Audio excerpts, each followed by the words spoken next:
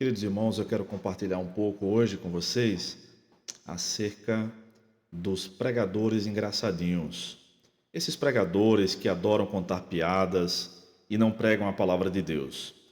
Eu lembro de uma passagem da Escritura que diz o seguinte: porque chegará o tempo em que não suportarão a sã doutrina, mas desejando muito ouvir coisas agradáveis, ou como tendo comichões nos ouvidos, ajuntarão para si mestres segundo seus próprios desejos, e não só desviarão os ouvidos da verdade, mas se voltarão para as fábulas.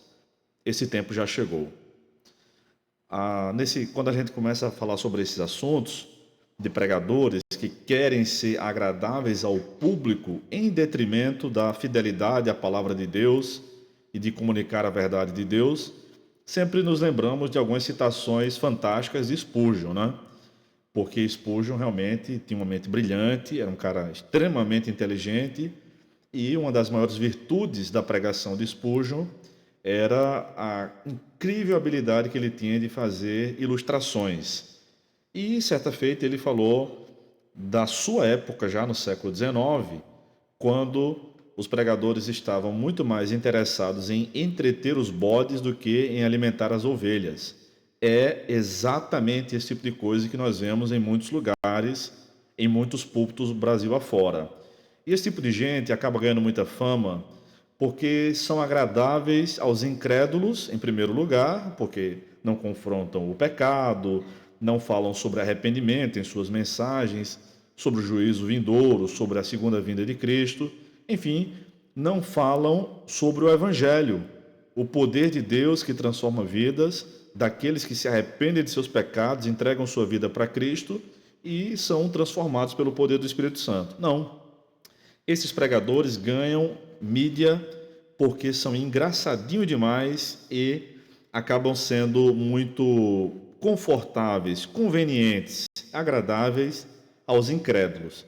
E acabam fazendo muito sucesso por conta desse engajamento que parte dos incrédulos e não dos santos.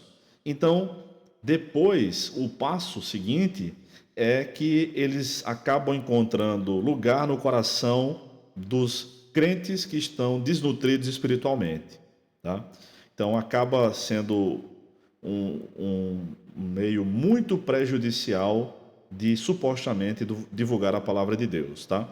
Então, eu quero ler para vocês aqui apenas poucas linhas do que eu escrevi no meu livro Pregando as Escrituras, um manual bíblico de pregação sobre os pregadores engraçadinhos.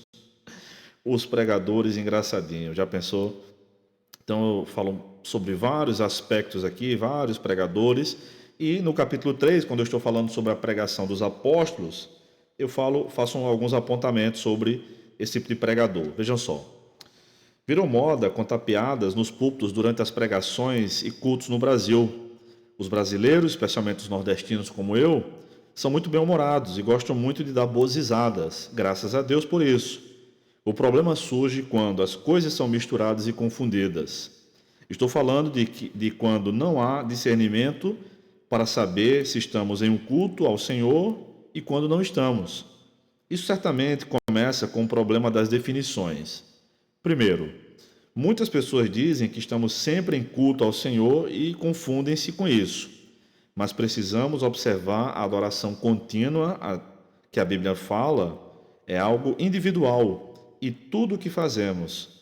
A termos de definição, o culto ensinado pela Bíblia é quando nos reunimos com os irmãos para adorar, e aí devemos ter total reverência. Culto é aquela reunião em nome de Deus, de modo que nossa adoração individual não deve ser chamada de culto. O culto tem lugar e hora para acontecer. A adoração não. O culto é algo combinado com outras pessoas. A adoração não necessariamente. O culto é para Deus e não para agradar as pessoas, de modo que precisamos observar quais são os elementos desse culto exigido por Deus. Os princípios norteadores do culto são a edificação, a ordem, a decência. 1 Coríntios 14, versos 26 e 40 falam sobre isso. Não há lugar no culto para querer ser engraçadinho, querer ser popular demais. A única graça que deve haver ali é a de Deus, e não a nossa. Sendo bem claro, não devemos nos reunir num culto com o intuito de ficar nos entretendo, mas para prestar um culto reverente a Deus. Quando penso nos pregadores que adoram contar piadas durante o sermão, lembro especialmente de 3 passagens bíblicas. A primeira delas está em Êxodo 20, verso 7. Não tomarás o nome do Senhor teu Deus em vão, porque o Senhor não considerará inocente quem tomar o seu nome em vão. A segunda passagem está em Atos 7,33. Disse-lhe o Senhor: tira a sandália dos pés, porque o lugar em que estás é terra santa. Estas passagens são claras demais em relação à opinião divina sobre as brincadeiras no culto. O primeiro texto está se referindo a falar o nome de Deus em situações que não expressam a santidade do seu nome, o que implica que diante da presença de Deus não se deve brincar. Já o segundo texto aborda a reverência que Moisés deveria ter diante da presença de Deus. Deus é sério, santo, exige santidade e reverência. Os pregadores não podem brincar com a palavra de Deus, irmãos.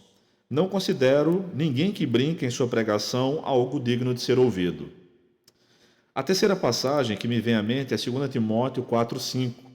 Tu, porém, sê equilibrado em tudo, sofre as aflições, faze a obra de um evangelista e cumpre teu ministério. O equilíbrio do pastor também está relacionado ao fato de ele não ser um palhaço.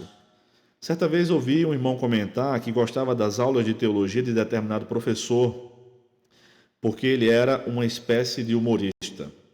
Lamento pelo aluno, mas principalmente pelo professor, que ainda não entendeu a seriedade com a qual devemos fazer a obra de Deus. Para que não reste dúvidas em relação ao que estou comunicando, não estou dizendo que rir eventualmente durante um culto seja pecado ou que devemos evitar o riso de maneira geral. Estou dizendo que precisamos nos comportar com a seriedade e a formalidade necessárias que um culto ao Deus Criador exige. Deus não nos deixou no escuro sob sua vontade nesse aspecto. Ele diz, Tito 2, versos 7 e 8, que a tua conduta seja exemplar em tudo. Na doutrina mostra integridade, sobriedade, linguagem sadia e irrepreensível, para que todo adversário seja envergonhado, não tendo como nos criticar. Minha ideia, irmãos, nesse livro, pregando as Escrituras, especialmente nesse trecho, como uma ideia de maneira geral, não é que a gente não seria pecado dar uma risada ou dar umas risadas durante um culto. Não. Às vezes tem coisas que acontecem que são bem engraçadas no culto, né?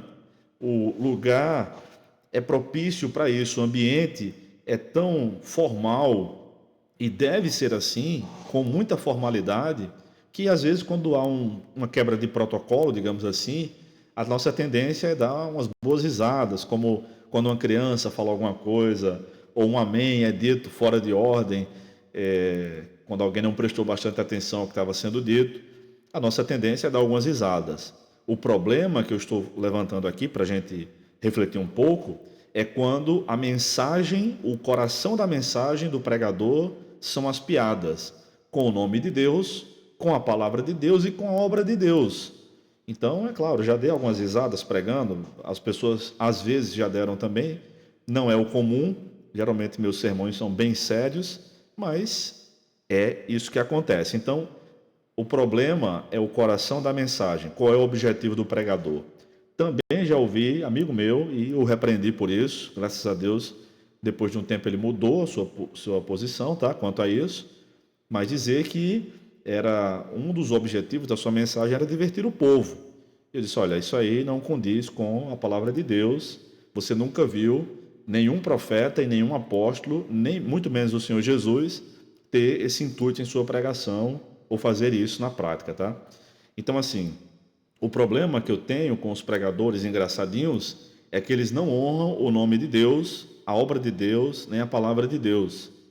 Então, o objetivo de uma mensagem bíblica deve ser a edificação, ao confronto com o pecador, com o nosso próprio pecado e, é claro, a indispensável glória de Deus. Deus será mais glorificado quando nós pregarmos de maneira séria.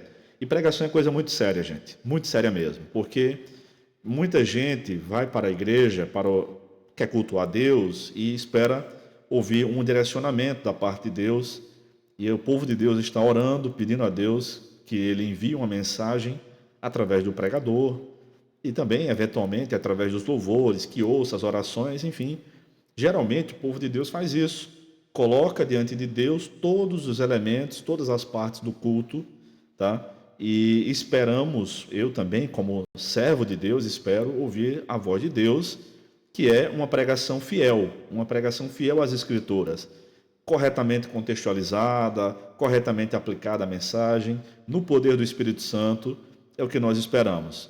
Aí vem um gaiato que não tem o intuito de honrar a Deus e começa a desviar o povo de Deus do caminho do Senhor.